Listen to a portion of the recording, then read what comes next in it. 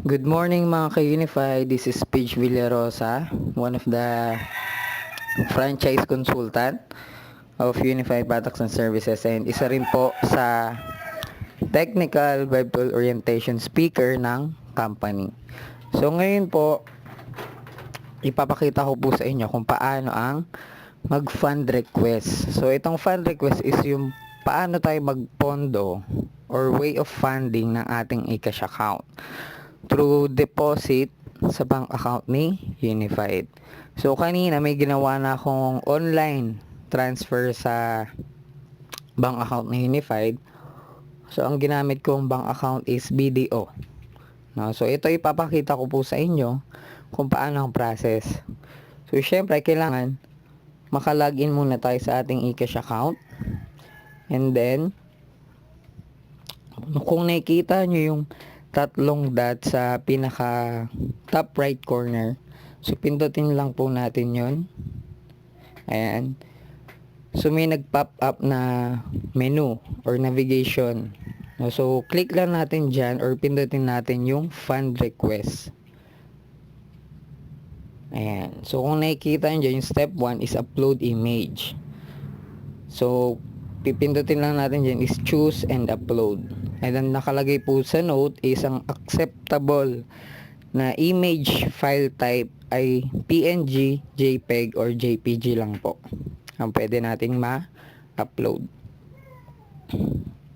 And so click natin choose. And so punta tayo sa screenshot. So ito siya.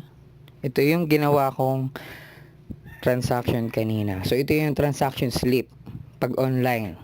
So kung naka-bank deposit ka sa mismong bangko ka dumiretso, pipicturean nyo po yung deposit slip na yun. Okay? Tapos yun po yung i-attach natin. So ito po i-select ko lang. Ayan. And then click upload.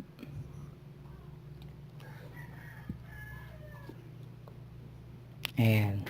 So hintayin lang po natin yung loading. So proceed na tayo sa step 2, which means successfully na upload yung ating transaction slip.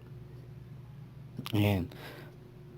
So unang-unang hinihingi dito is the reference number, mobile number, fund type, deposit type, bank name, tas yung branch name, and then yung amount na dineposit nyo po, and then yung date and time, and our transaction password. So ngayon input ko yung reference number. So copy paste ko lang.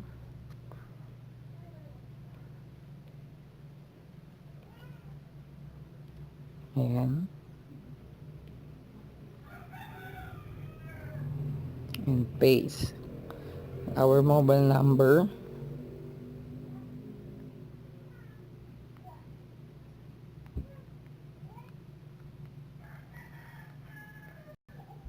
And then yung fund type.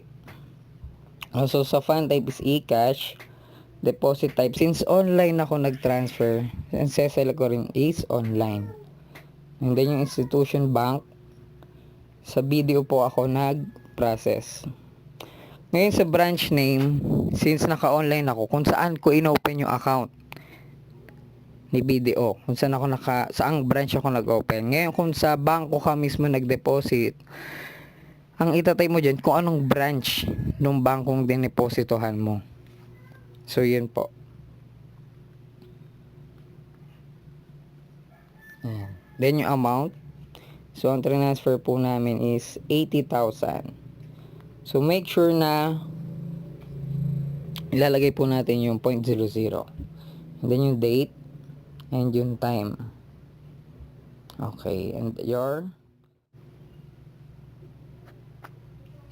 ayan. So make sure na i-double check muna ang mga details bago i-proceed. So dapat tama po ang ating reference number. So kung nakita nyo merong space, 'di ba? So dinilit ko yung space. Ayan. So since okay naman na tama naman ang details, proceed na natin. Ayan. So, fund request, your request is currently in process. So, hintayin lang natin siya. So, 10 to 15 minutes naman, depende sa queuing ng mga nag-process ng fund request. So, ugaliin po natin i-save din itong report na ito. No? So, pwede nyo i-screenshot at i-picturean. Nasa inyo po. Ayan. Ayan. So, ganun po ang process ng fund request. No, so, iintay na lang po ninyo na mapasok sa inyong eCash account. And take note, ang fund request natin is only weekdays lang po. No, so, ang start ng operation ng fund request is 9 a.m. to 5 p.m. weekdays. No, so, hindi po kasama ang holidays and Saturday and Sundays. Okay? So, ganyan po. So, with that po, good morning and see you all on top.